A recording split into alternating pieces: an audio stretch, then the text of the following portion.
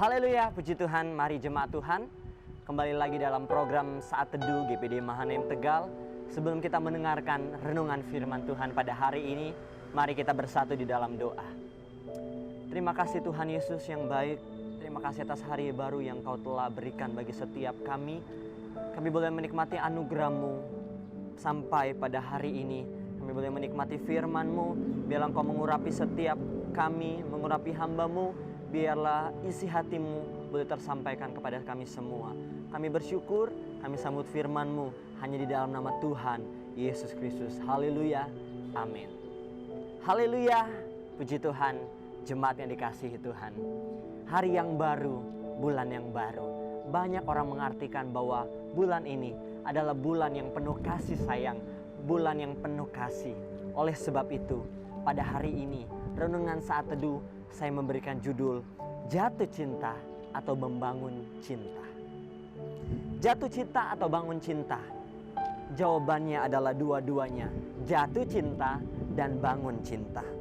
Gak mungkin orang bangun cinta tanpa jatuh cinta. Pastinya orang jatuh cinta dulu baru membangun sebuah cinta. Jatuh cinta itu sekali, tetapi membangun cinta itu berkali-kali. Dan ketika kita jatuh cinta sama seseorang, seharusnya tidak sampai di situ saja, tetapi harus ditindaklanjuti dengan membangun sebuah cinta. Sama halnya ketika kita jatuh cinta kepada Tuhan. Kasih mula-mula kita kepada Tuhan, mungkin kita baru lahir baru, mungkin kita baru petobat-petobat baru. Pastinya nggak sampai batas jatuh cinta saja, tetapi ada suatu hasrat, ada suatu kerinduan, ada suatu kehausan untuk lebih dari sekedar jatuh cinta. Sehingga kemudian dilanjutkan dengan membangun sebuah cinta. Bapak Ibu Saudara yang dikasihi Tuhan, sadarilah membangun cinta pun tidak cukup cuma hari ini saja, tetapi harus dilakukan setiap hari, setiap waktu di dalam kehidupan kita. Lalu pertanyaannya, bagaimana cara bangun cinta kepada yang dicintai setiap hari? Jawabannya saya rangkum di dalam 3K. K yang pertama yaitu komunikasi.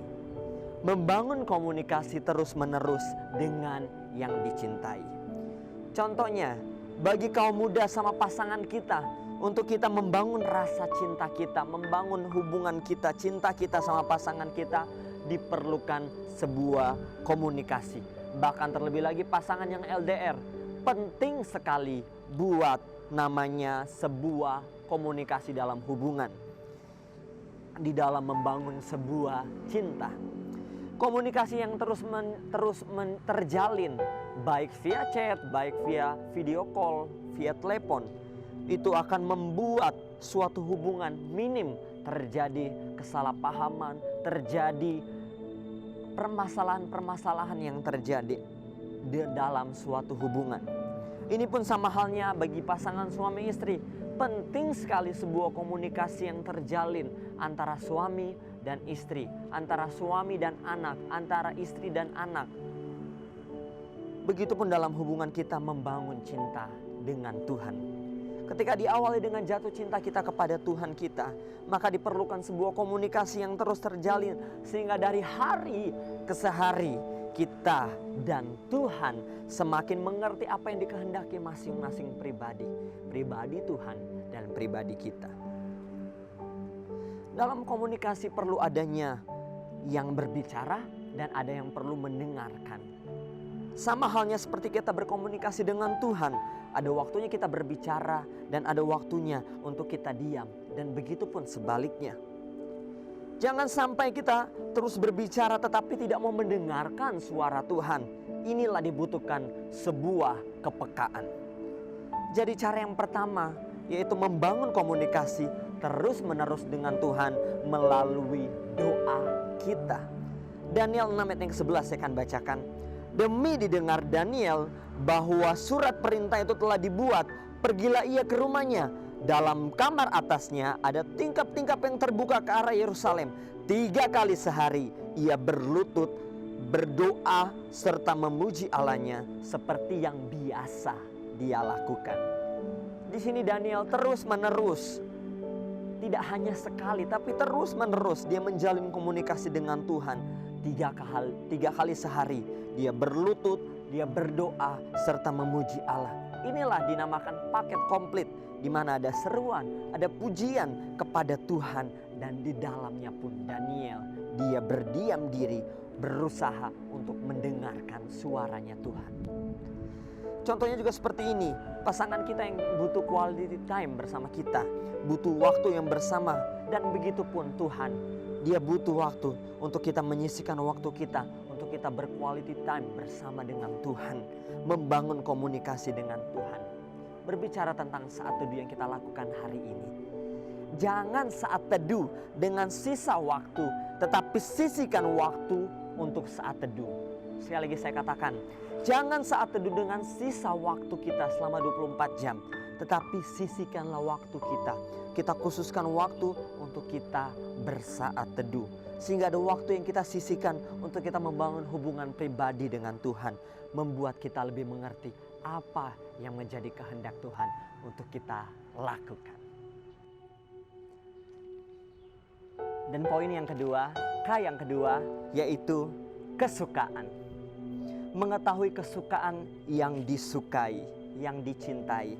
Contohnya bagi kaum muda sama pasangan kita, untuk kita membangun rasa cinta kita, untuk kita membangun hubungan kita dengan pasangan kita, untuk kita tahu apa sih yang menjadi kesukaannya, maka kita harus mencari tahu melalui apa?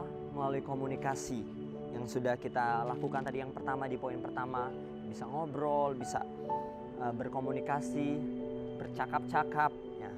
Lalu melalui media sosial dan melalui orang terdekatnya. Begitupun ketika kita ingin bangun cinta sama Tuhan, maka diperlukan kita harus cari tahu kesukaan Tuhan melalui apa? Melalui firman-Nya. Ya, jadi cara yang kedua untuk mengetahui kesukaan Tuhan yaitu melalui kebenaran firman Tuhan yang ada pada saat kita hari ini. Mazmur 119 ayat 97, demikianlah firman Tuhan, betapa ku cintai Taurat-Mu, aku merenungkannya sepanjang hari. Ya, mencintai Tuhan itu sama dengan mencintai Taurat-Nya. Bukti kita mencintai Tuhan yaitu dengan merenungkannya setiap firman Tuhan sepanjang hari, sehingga kita mengetahui apa yang menjadi kesukaan Tuhan di dalam kehidupan kita. Dengan merenungkan firman-Nya membuat kita semakin hari semakin mengerti apa yang menjadi kehendak Tuhan untuk kita lakukan. Apa sih yang menjadi kehendak Tuhan untuk kita lakukan? Itu diibaratkan ketika seorang pasangan mengetahui apa yang menjadi kesukaan pasangannya melalui media sosial. Dan kita ibaratkan dengan firman Tuhan untuk kita mengetahui kesukaan daripada Tuhan. Lalu melalui orang terdekat, bisa kita artikan di sini hamba Tuhan. Kita tahu apa yang menjadi kesukaan Tuhan melalui hamba-hamba Tuhan, melalui setiap firman yang ditaburkan. Itu akan membuat kita mengerti apa yang menjadi isi Tuhan bagi setiap hati kita. Dan yang ketiga, yang tiga, yaitu kerelaan.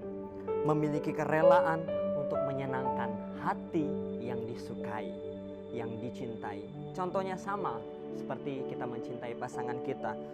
Kita rela untuk menjemput pasangan kita meski jauh. Kita rela menjemputnya meskipun hujan. Ya. Kita rela untuk berkorban dengan tujuan apa? Ya, untuk menyenangkan hati pasangan kita. Sama halnya seperti kita menyenangkan hati Tuhan. Kalau kita mau menyenangkan hati Tuhan, itu dibutuhkan sebuah pengorbanan. Dibutuhkan kerelaan hati untuk kita melakukan apa yang menjadi kehendak Tuhan, yang Tuhan sukai bagi setiap kita. Bukan sekedar tahu apa yang disukai Tuhan, seperti poin kedua, bukan hanya sebatas pengetahuan, tetapi lebih dari itu, Tuhan mau untuk kita melakukan hal yang disukai, meskipun terkadang itu kita harus mematikan hal-hal duniawi, keinginan-keinginan daging kita, sehingga pada akhirnya rasa cinta itu akan terus terbangun. Jadi cara yang ketiga yaitu memiliki kerelaan untuk menyenangkan hati Tuhan melalui setiap perbuatan kita, melalui setiap tindakan kita. 1 Korintus 15 ayat yang ke-10. Saya akan bacakan, demikianlah firman Tuhan. Tetapi karena kasih karunia Allah, aku ada sebagaimana aku ada sekarang, dan kasih karunia yang dianugerahkannya kepadaku tidak sia-sia. Sebaliknya, aku telah bekerja lebih keras daripada mereka semua, tetapi bukannya aku, melainkan kasih karunia Allah yang menyertai aku. Di sini kita melihat bahwa Paulus bekerja lebih keras dari yang lainnya. Ini dibutuhkan sebuah kerelaan. Mengapa Paulus melakukan itu? Alasannya yang paling kuat, karena dia mengasihi Tuhan. Ada pengorbanan tenaga, ada pengorbanan waktu, ada pengorbanan banyak hal yang dia lakukan.